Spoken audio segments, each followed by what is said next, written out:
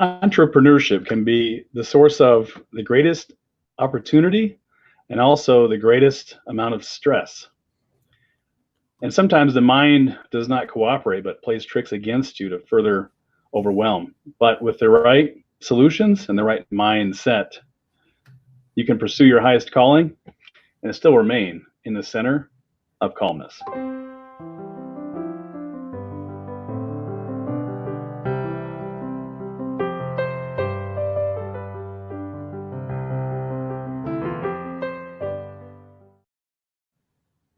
Good evening, everyone, and welcome back to another episode of Center of Calmness.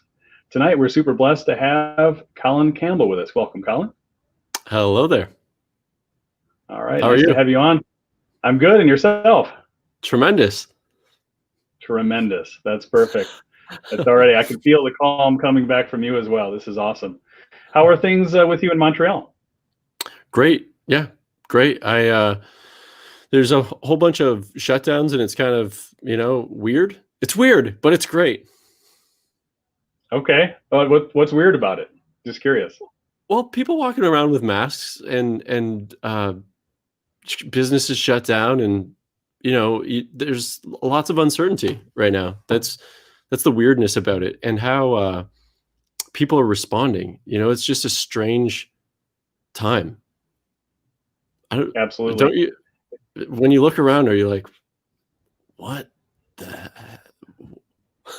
Yeah, for sure. On? I mean, really, I feel like half the time I'm living in a hospital, right? Whether I'm outside, inside, even in my own home, in restaurants, at work, you've got folks wearing hospital masks. It's just like you say, I was just curious. You said weird, and that's a very apropos way to put it. Most people consider it like disastrous, right? Well, the one thing you can be certain about is that you're not going to be able to plan much in life. You can plan, but you can't.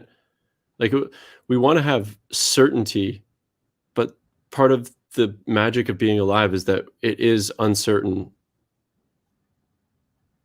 Absolutely, and no more clear than now that with the plans that we had made all crumbling and needed to be replanned and retooled for the current environment almost on a constant basis.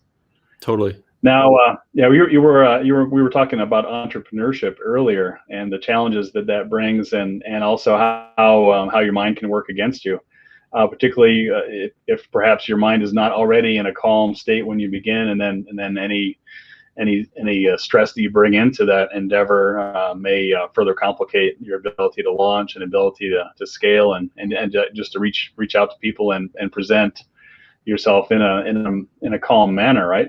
I wonder if maybe you could take us back to a time in your life when things were a lot less calm, and take us through the story of how you got to the calmness that I see here today. Sure. So quick snapshot is 0 to 3. My father and mother were in an extremely abusive relationship.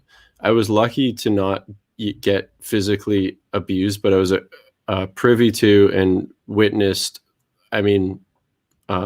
horrible violence and drug abuse, alcoholism, and it was really scary. And when you're a child, I tried to make myself as small as possible from 0 to 3.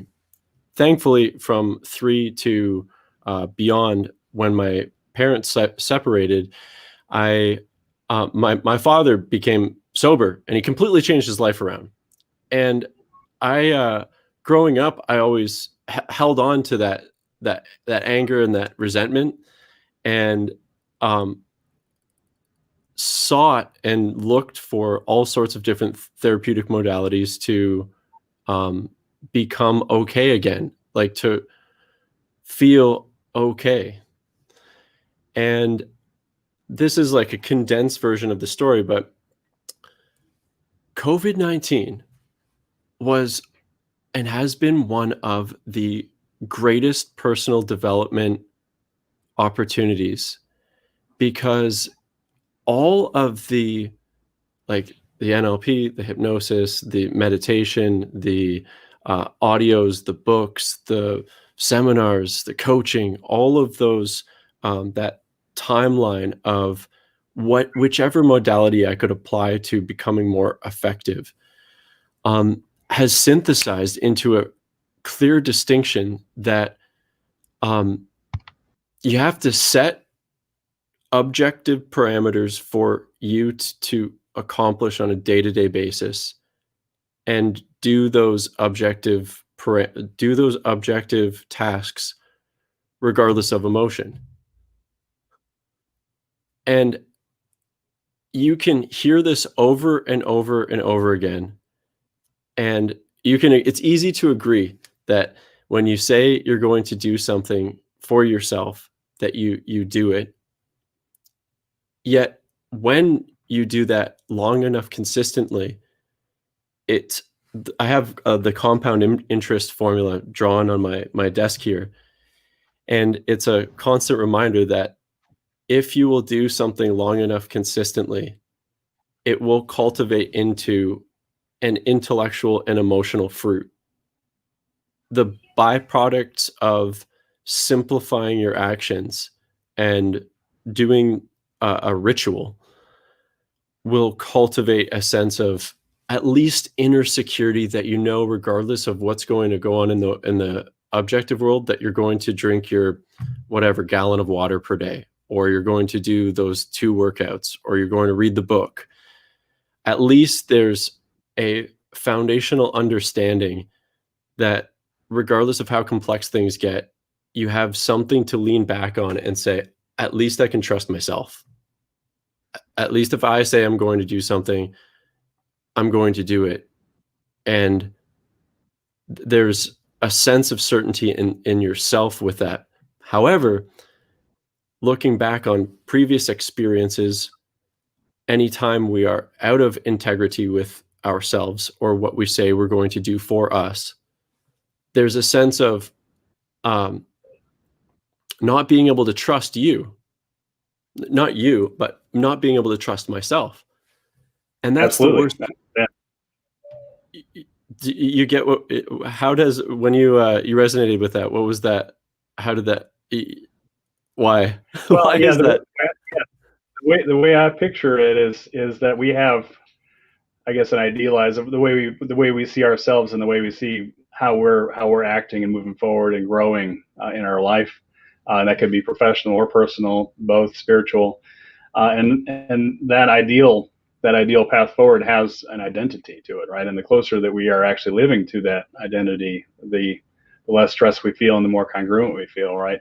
And so I guess what I'm seeing is that these are practical ways to establish an identity that's not only achievable but begins to generate that interest, that compound interest that you mentioned as you go forward and you successfully complete the workouts, you successfully get the business books read that go from a lofty goal of 50 books a year to suddenly it's a book a week and it's 15 minutes a day, and suddenly you got it chunked down and it works, and it's easier to be congruent with that than the lofty ideal of, well, I'm going to be this much more successful or educated or practical or consistent in a year's time.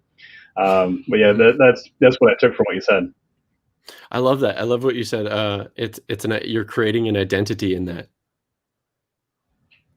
Definitely, yeah. As soon as you mentioned it, I could see a picture of it, right, where it's almost like there's 2 lines on a graph, and if they're on, if your vision of yourself and where you're going is congruent 100% with your activities, then there's no need to be stressed out at all. You're perfectly on point. Yeah. Having said that, and we can't, and it's not it's not a dilution. It's not diluting the objective complexity that we feel, or as a way of escape. It's not a dilution or an escape from that we suffer, that it's so painful being a human. Right. Like, that's the one thing. I was thinking that about entitlement, how we think one of the sources of suffering is that we feel entitled, that life should be something, like it should be this way. And that's the other line of congruence. There's the line of congruence of how we think we are, which is actually within our control. That if we do something that's congruent with who we know we are, then at least we have some sort of standard that we can keep with ourselves and being okay with ourselves. But then there's the other line of what we think the world should be, or what other people should be, and the vision of the things that are out of our control, and how do we deal with that. And I was thinking that there's I haven't quite solidified the idea yet into something like pithy, but it's the how reality is, if we feel entitled to reality being something, that is a source of suffering. Yes, especially if the perception is different from the, as you put it, the objective nature of what's actually in front of you. If you're always frustrated by, just to make up something, if you think you have a cell phone in your hand, but in reality you don't, that's just going to create a permanent paradox, and probably drive you insane eventually, right? Yeah, right. But the closer it is to really having a phone in your hand and saying, okay, this is really my phone, and it's in my hand, and this is what, and bringing it down to the reality of what I can do with this phone right now, well, suddenly I can create or establish a level of congruence there. And that applies, I suppose, to everything, right? Totally. Yeah. So just this whole line of conversation introduces a question, and eventually I imagine we'll get to the entrepreneurship aspect. But sure. You've clearly thought a lot about these concepts. How do you open up? And I imagine a lot of folks in the audience probably don't think they have the time to do that. How do you open up space in your life with all the busy endeavors you have with starting businesses and growing and scaling? Where do you find time to explore and reflect and develop these deep ideas and wisdom? So I've been on a 10 times multiple in terms of intention and action on it. So I think number one, and what I mean by on it, I was drifting for so long. I think coronavirus, it was like this level of depression and apathy. It just came to the forefront. Like my existence, I'm entitled to nothing. I will at some point die, and people are insane, and you can't really rely too much on other people to be able to change something that you can control in your life. So because of that mass level of pain, it's become, I think number one is that you need to intend to do it. If you know that something's good for you and you know it's going to be hard, then you know it's going to be hard. You have to strategize with yourself about, so for instance, I've never got up at 4:15 and wanted to do that. Right. But the hard, and when I tell most people that, they're like, what? Like, I don't ever want to do that. And neither do I. But the hard part about getting up at 4:15 isn't getting up; it's going to sleep at 8. And in order to make time for something, I liken it to the universe. You've got the sun. Well, this is our galaxy, but you've got the sun, and you got a bunch of planets, and one of the planets is us, and we're orbiting around the sun.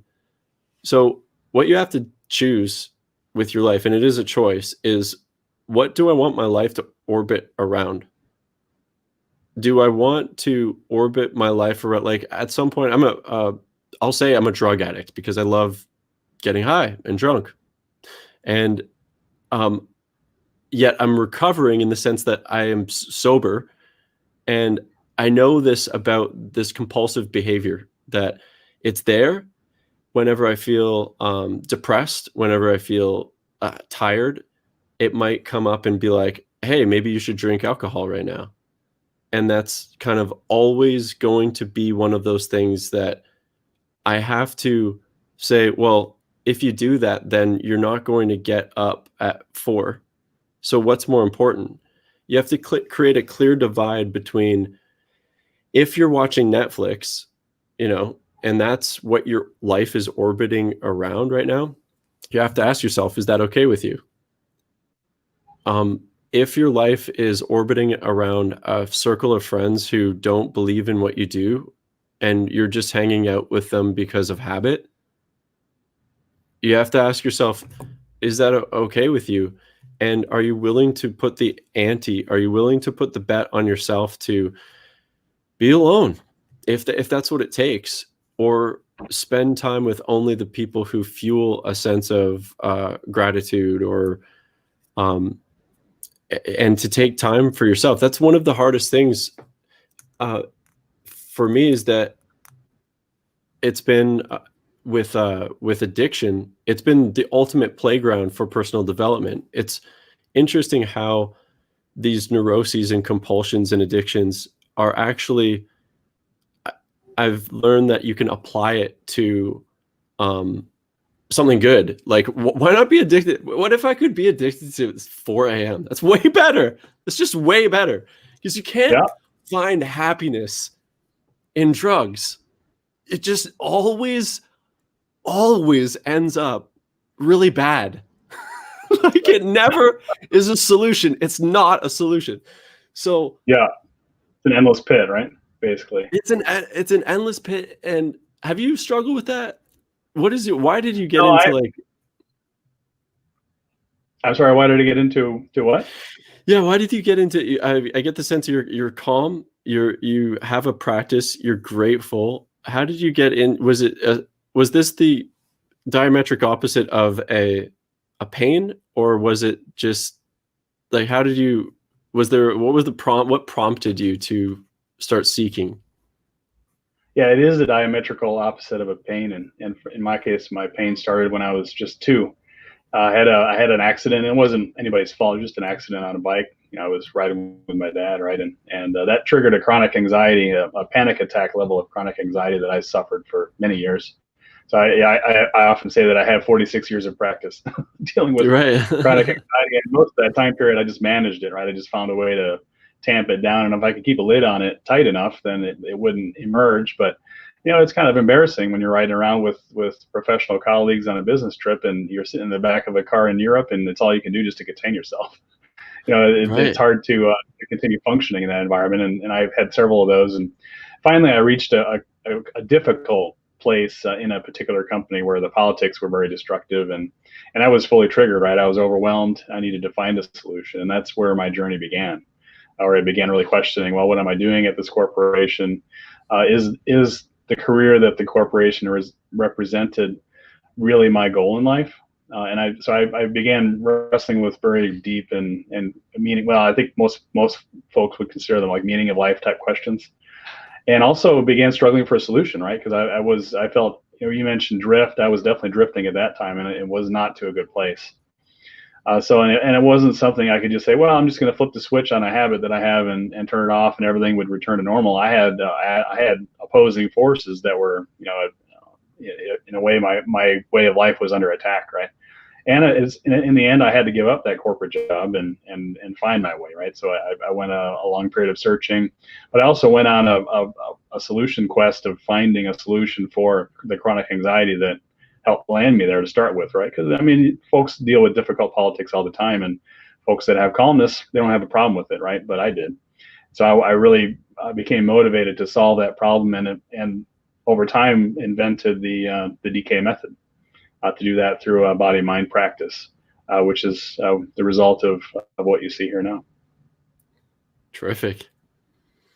So it's a little bit different road, but similar, right? I think I struggle with very similar life questions that you're speaking. Motivated by a different thing, and also motivated by what I thought I wanted. Right? I thought I wanted to develop a reputation within a corporation, rely on their good graces to rise in the ranks and increase my salary and increase my responsibility. And come to find out that sometimes it works that way, but in the end, is that me? Right? I found the answer to that is no, it's really not. So now I'm on a different journey. Although I'm not getting up at 5 a.m. like you, that's a very admirable practice. But one thing I have, and the other thing I will throw out a shout out to our joint mentor, Joel Bauer. Yeah. who showed me that I could live my life in a way that's much, much, much more intentional than I had previously thought of. I'm just amazed by how he weaves all different practices together and designs every aspect of his business practice in life. And that was a seriously powerful example for me that I had not seen anywhere else before. That Mhm. you could design everything to that level. And when you find something you're willing to go for, that you can throw all the chips in, even your sleep, everything, to accomplish an objective and still come out fully energetic and able to deliver. It's just an amazing. Joel's just provided an amazing example, and the community as well, and having a chance to meet with you, it's just amazing to see how we're all on a similar journey and able to really move forward at a rapid pace once we find our stride. Totally. So it's the combination of those practices. So what, if I could ask, Colin, what kind of entrepreneurial ventures are you currently involved in, and how do these deep developments help to inform your business? Yeah, I was thinking that how does this apply, right, to entrepreneurship and business? So I'm a publisher, and what I do is work with service-based business owners to produce a book for that they can use to generate opportunities, at the high level summary of it. And I've done that for a variety of different businesses. And now at the current stage of evolution, I'm turning it into more of there's more specificity around it. So a specific industry that I want to work within. And that's kind of one of the things that has happened over this year is stepping back and being able to get the bird's eye view and say, like, is this really what I want to do? What is working? What isn't working? Um, and here's one of I want to go up to the fundamental level of like any service business, because I'm not much different from a lawyer, an accountant, a doctor, a mortgage officer, name a practitioner that has a service where someone, it's not a specific product, it's intellectual property, it's um, taking a service that is probably commoditized, meaning you could find it, you type into like Upwork, coach or ghostwriter or copywriter, writer, content writer, it gets commoditized, and meaning people start treating it like it's an apple or an orange, and you're like, I don't what I could get this one cheaper. It's like the worst, most emasculating thing. Not emasculating, but it's like it's horrible. It's the most horrible feeling when someone's like, is that what it is? The price, Right. Um, Even though so they're that's talking to you as a person, right? And they're actually going to have a chance to leverage your entire skill set and experience in whatever writing you would offer, or whatever right. service you offer. And it's like that's missed, right? It's all about can I get it for 20% less? Right? It's like, no, more. You now It's you 20% more, but okay. 20% more for you. Yeah. Yeah, you missed the 100% that I already removed just to get us talking, right? Yeah, that's the but and that's a conscious control of the dialogue. You need to be able to take that leadership and demonstrate, which is, I mean, credit to Joel, because uh, the conscious application of the quote unquote testimonial is one of the things that you want to expose your audience to prior to entering into a meeting. You want to establish what the result of your service is rather than the process. You want to talk about the benefit of the service rather than the feature. So, but I wanted to relate this back so we're talking about calm. We're talking about, in a way, I don't like to use the term personal development, but it is a soft skill training that if you're going to wake up early, or you're going to work out, or you're going to do something every day to build your business. Let's talk at the most high level fundamental thing that you need to do in order to grow and grow your company. So I've got this lamp here, and I hope will this, yes, I got this lamp. It's got two All sides right. to it right here. Oh, You see yeah. this Okay. lamp Yeah. here? Okay, so my head's between the lamp. Hi. And Yeah. on the lamp this is so, I don't mean to get into like the Krusty show from The Simpsons, but on the lamp, it's just beside my desk. It's staring at me right in the face. I got this thing right here. Turn this on. It's right on my desk. And on the lamp, Right. it says, is this action moving me toward my goal or away from it? There you go. On the other side, 5 tasks, 5 daily tasks, 3 POCs. That's points of contact. Very low, but it's every single day. 3 points of contact with someone for a podcast, with someone for a follow-up, with someone that I just want to reconnect with. 3 articles. I do these micro articles for the 8 o'clock talk. I do this talk every morning. 3 articles. 1 focused hour on client projects, because that's the only thing that matters, is the result that I produce for my clients. You have to ask yourself, what result do you get paid for? And you have to structure that into your day to produce that result. 1 focused hour on me, which is not personal development. This is just on business time. This is like on productive time. Me project. So like if I'm doing a promotion for a sales page, I'm working on the sales page, and that's an hour. And then 1 chapter, I'm reading Scientific Advertising, which is a book by Claude Hopkins, but I'm reading it. Oh, right. Profound. Yeah. I've only sampled that book, but that's on my list as well. Okay. Well, when it's done, I'll send you the audios. I'm setting up this. I got this idea. So, but here's the thing. The same conscious application of personal development routine right after this call, I'm getting down on my yoga mat. I'm going to do some stupid push-ups, and I hate them. But it's got to happen. It's got to happen. Right. So, right. But that's aside from the work days. This was a POC right now. I was like, check, I'm talking, the point of contact. Cool. That's awesome. Yeah. But you have, DK, what's your, for this business that you're working on, and I know it's 27. Do you want to wrap up? If I could ask you a question. We can go a few more minutes. No, we're good. Yeah, go ahead. Okay. What is I think actually, how many points of contact do you make per day? Outreach with other podcasters or YouTube people? Not nearly enough. I like your 3 POCs option. Now for me, my schedule is a little bit more challenged than yours, because I have a lot of POCs that I have to maintain with my corporate. I'm still in a corporate environment, so my day structure is a little bit different. I have commute to work. I have 8+ hours there, commute back. And so there's some POCs there that don't really benefit my Center of Calmness business. They don't benefit my program that I have related to that stress to success. But I do also need to have 3 POCs relating to that business, which essentially shifts folks from stressed out to finding their way to success through a Center of Calmness. Perfect. So on that note, okay, I just interviewed a woman named Diana Gladney. And Diana, long story short, videographer turned online coach, had corporate job, made the full transition. And I was so inspired by how pragmatic she was in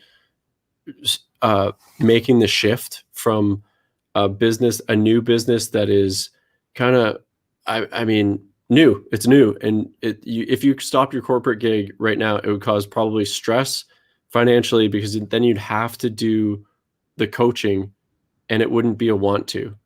So what she did was she transitioned from her corporate gig to the want to through media. Basically, she started doing videos, and she worked the system. And it was just so awesome to hear her story. But those POCs are so critical. So you got this YouTube channel, you reach out to, you find people who have, 100 people on their subscription list. You reach out to people once you have 100 who have 500, and you have them on the podcast, and you ask them to share it, and you remain consistent in those POCs. And at some point, the compound interest takes off. And that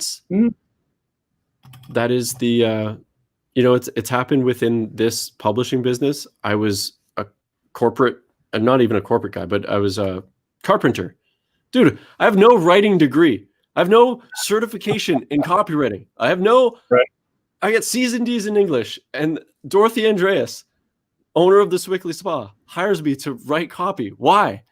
Because I'm obsessed with it. Right. You know, and you reach out and you, at some point, you build this base of clients that you can make it economically work. And you have to have faith in that process. And it comes back to those objective tasks that you set for yourself. If you set objective tasks for you to hit, and you will fear them because it feels very vulnerable and weird because you're uncertain. And if you will do it, it will change your life. That is completely awesome and so practical, right? You're not talking about moonshot here or reinventing the wheel. It's just simple, follow in the footsteps of other folks that have been able to scale and do what they do. That's it. You don't, and that's, man, I don't want to press. I deleted my Facebook account. I did a mass simplification where who do I really want to be a hero to? And then I was like, I already know who they are. So what if I just communicate consistently and go deep with fewer people, but the people who are really value the service? I don't have to look at Facebook anymore, and I have way less stress. I haven't seen a stupid Facebook ad or what my high school friend ate on Sunday dinner or her 7 kids. Dude, that does nothing. Yeah, Dude, it doesn't move forward at all, right? Other than perhaps just enjoying the interaction, but that's not an interaction that leverages anywhere, generally. Yeah, if we really want to interact, like, please just give me a call. Like, if we don't, let's not act like we cared about each other by a like. There's just a lie. Every time you like something, it's not like saying, "Hey, man, how are you?" Oh, definitely, yeah. It's a complete and actually, as I understand it, the Facebook algorithm treats those appropriately, right? Where you get very little credit for those little like stickers you put on everything, but you get a lot more credit for actually commenting something meaningful. Yeah. Within the Facebook environments, but I completely agree that a phone call is so much better than either of those, obviously. Yeah, I don't mean to make a comparison. I wasn't saying like something's better or worse, but it's just, for me, I've found immense satisfaction in just simplifying everything and going deep on the few relationships that are important. But that's huge. Yeah. Yeah, and that's reflected too in your skill building. Like you said, you didn't start out with a lot of credentials in writing, but suddenly you're a sought after. Probably copywriter is probably not even the right word anymore, right? Now you're a thought or a strategy communicator. There's something much more elegant way to describe what you're actually doing now. Definitely, and that's the other thing, is that success is a progressive realization of a worthy ideal. Earl Nightingale. You don't. It's a constant refinement of something that you're working on. You were never static. You can look at like 3 years ago, and I look at, if you look at what you're doing at some level, you can be like, oh God, I'm so glad I'm here now. Yeah. But every breakthrough comes as the result of courage. You have to take a courageous step forward into the unknown. And when you do that, life will match you and say, okay, good here. Absolutely. Yeah. And if you take the step down, it will match you too. There's this courageous step into the unknown darkness where I'm going to do something really shitty. And then life's like, okay, well, at some point in the future, I'm going to smack you so hard. It's a merciless mirror every time. Sometimes I love, when something bad happens, I'm like, oh man. And I think about maybe I shouldn't have stolen that lunch when I was a kid or something. Like maybe I shouldn't have picked on Kenny Potts. Thanks, life. Karma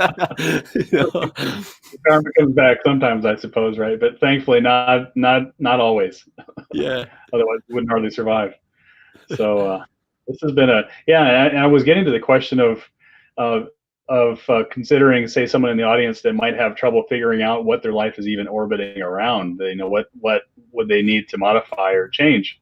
because I think a lot of us are like, let's take my case for example. I'm starting a business, and I'm also working in the corporate, and I have a family. I actually have 8 children in my family, Eight. and so yeah, and I've got You spiritual you interests. have I eight read. kids. I have 8 children. Yeah, which You have we eight can talk. children.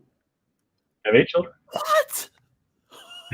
Dude, Right? that's So, crazy. so if you take my life Wait, as an example, and my life is actually fairly homogenous, if you think in that everything kind of fits together in a certain way, right? But imagine folks that are just diluted, and I don't mean diluted, but I mean diluted completely, where they're dividing, or the word bifurcation is coming up, but it's more than just a splitting, right? Where they have 5 or 10 different streams of consciousness all going on simultaneously, and most of them are not productive at all, right? Or productive at all. But how does and I think you've already answered my question, which was, how does that person who's split 10 different ways and doesn't even know it find the way to truth? And I think the answer is that you just start peeling things away until you find it. yeah, and those painful moments too. You can't. It sucks to have to accept them, but you do, right? Like those times when you are overwhelmed and you realize that you are diluted. You have to. I don't know how many times that's happened, but when it happens, it always hurts bad. And because of the pain, like pain is instructive, right? It's a it's a negative feedback it's like this isn't what you want. So embrace that. And I wish I could um, do it more elegantly because the worst thing to do, one of the sources of suffering is pain or pain multiplied by resistance. Pain times resistance equals suffering. Pain times acceptance equals purification. It's a formula that this Zen guy, Shinzen Young, taught me. And Hmm. so I mean, I wish I could like be the truth that I wish to see in the world and be like, there, I know what I'm talking about. But man, sometimes I resist pain and it causes lots of suffering. So I understand if anyone is diluted. But yeah, if you can ask yourself right now in terms of a question, what is entirely not congruent? What's really not me? Or what's really like something that I'm doing right now that sucks so bad that I wish I could end it. Um, and you just remove that, then you have freed up space. Yeah, I used to wear this shirt and I didn't really like the shirt. And then I got rid of it and it felt way better. Hmm. You just Something as don't simple as a have shirt, right? Something that what's should have that? no power over you at all, Yeah. and just discarding it isn't amazing how much freedom there is in something simple like Some guy may be wearing that shirt right now. He's like, hey, baby. that. Works for him, right? Yeah. Dude, you have 8 kids. And they're yours. You didn't adopt. No, we had 5 of them are natural and 3 are adopted. Okay, wow. That's probably a story for another day, because that would take our entire time frame to talk I through want how to have that. I want to have you on the 8 o'clock talk about having and managing 8 kids, man. That's a lot of responsibility. Yeah, it's a little bit, but A we little. find our way. My wife and I, we are definitely partners in that. In that we both do a lot of the lifting, and it's definitely not me holding. Although I guess as head of household, I am holding the responsibility, but she works a lot harder than I do. Let's put it that way. Yeah. Wow, man. I'm so excited to chat more about that. Absolutely. We'll have to schedule that soon. And if you're Sure. having the show every day, like you said, then it won't be very long. Yeah, I stopped. That was the other thing. I was doing these lives on StreamYard, and I had to be there at 8 a.m. Then I realized I was like, man, if I just do this as a podcast, I can do. I don't have to be, I can do the interviews live, but then in terms of the day-to-day podcast, it just one idea freed up so much emotional space.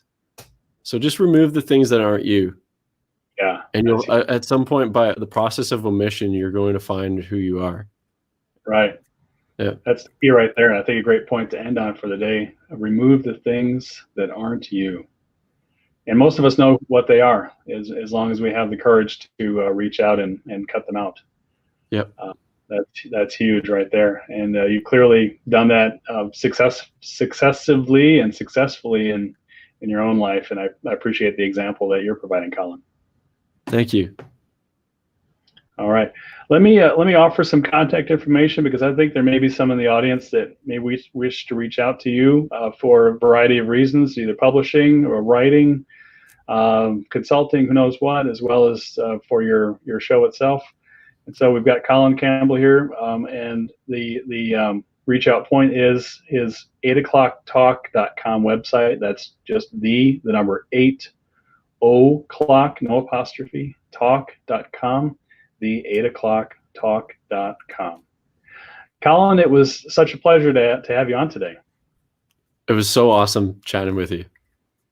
All right, looking forward to maybe reconnecting here at the Center of Calmness at some point, as well as I look forward to meeting you at 8 o'clock one day soon. Me too. Yeah. Take care. Take care. And for the Center of Calmness, I'm DK Warner.